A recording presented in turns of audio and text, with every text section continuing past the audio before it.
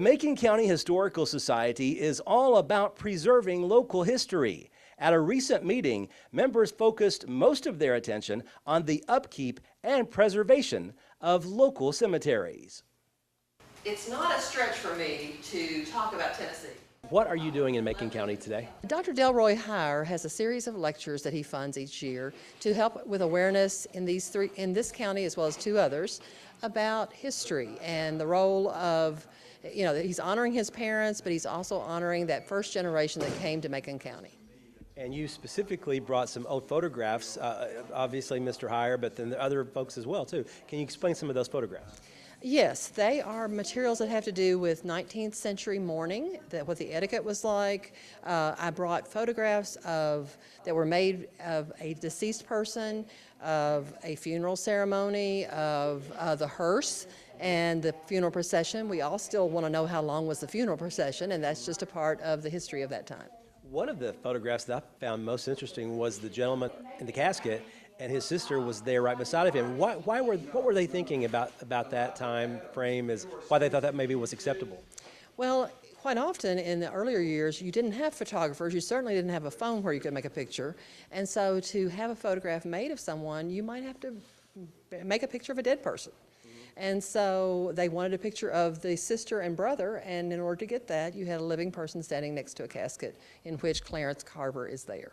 And his sister did not look too pleased, did she? She did not. Of course, as a historian, you ask the question, was this her idea?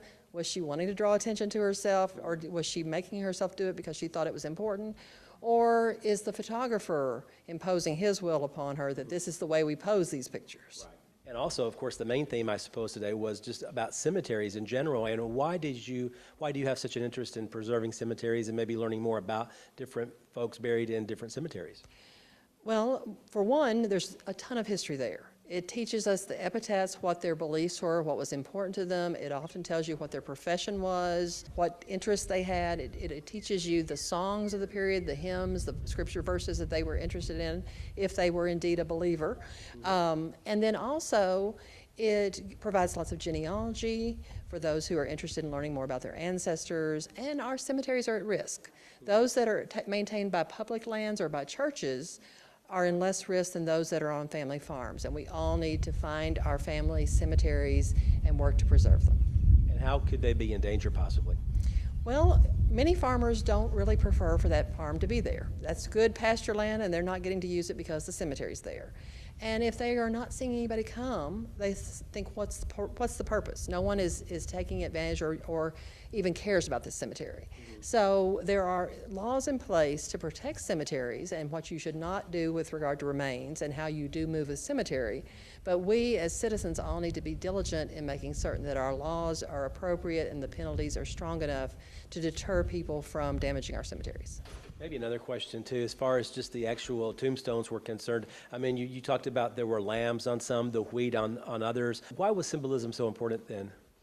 Well, again, you are putting up that last final tribute to your loved one. And so you're trying to come up with something that would be an important message that they would want you to use. Probably the most, you need to know the time frame. There's one that I have seen that has got a baby's shoes and socks. There was a popular song called Mama Put My Little Shoes Away.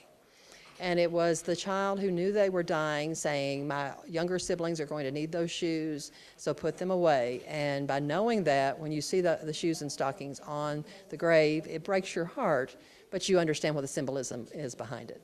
As far as these lectures are concerned, what is your main goal when you talk to people here in Macon County and other places that you visit? I want them to appreciate their past. I know that for many of them, it's not time yet. Often at the Kentucky building and on WKU's campus, we will get the generation who has just looked around and realized, oh my goodness, I'm the oldest generation now, people are asking me questions.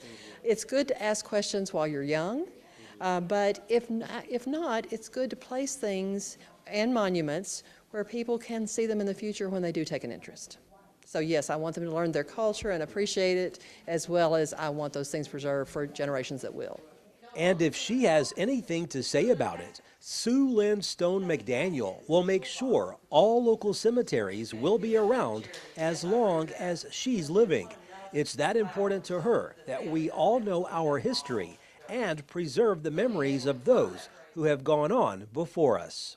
Reporting in Macon County, Barry Hyatt, NCTV.